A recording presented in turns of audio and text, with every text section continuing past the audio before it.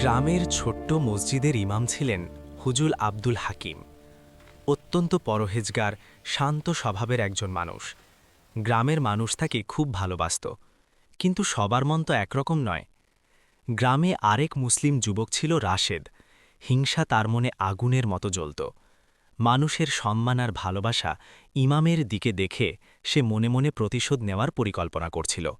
সে ভাবল, কোনোভাবে ইমামকে বিপদে ফেলতেই হবে। একদিন সন্ধ্যার পর ইমাম সাহেব মসজিদ থেকে বাড়ি ফিরছিলেন। পথের ধারে দাঁড়িয়েছিল পাশের বাড়ির হিন্দু মহিলা মীরা। সে ইমামকে সম্মান করত, কারণ ইমাম সব ধর্মের মানুষের সাথে ভালো ব্যবহার করতেন। মীরা হঠাৎ উদ্বিগ্ন কণ্ঠে বলল, হুজুর, আজ ওই পথে যাবেন না, আপনার ক্ষতি হতে পারে। ইমাম হাকিম ছিলেন খুব পর্দাশীল। তিনি কখনো পরনারীর দিকে তাকাতেন না। মাথা নিচু করে শুধু বললেন, আল্লাহ ভরসা। তিনি মহিলার কথা বিশ্বাস করলেন না। মনে করলেন হয়তো ভুল শুনেছেন।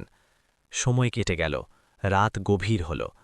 ঠিক তখনই গ্রামের অন্য এক লোক এসে খবর দিল, রাশেদ সত্যিই ওই পথে ফাঁদ পেতেছিল, কিন্তু কোনো কারণে তার পরিকল্পনা ব্যর্থ হয়েছে। এই কথা শুনে ইমাম সাহেবের বুক কেঁপে উঠল। তিনি বুঝলেন, মীরা সত্যিই তাকে সতর্ক করতে চেয়েছিল, কোনো খারাপ উদ্দেশ্যে নয়, মানবিকতার টানে। পরদিন জুমার খুতবায় ইমাম বললেন, ভালো মানুষ ধর্ম দেখে হয় না, হৃদয় দেখে হয়, আর সতর্কবার্তা এলে তা অহংকারে ফেলে দেওয়া উচিত নয়।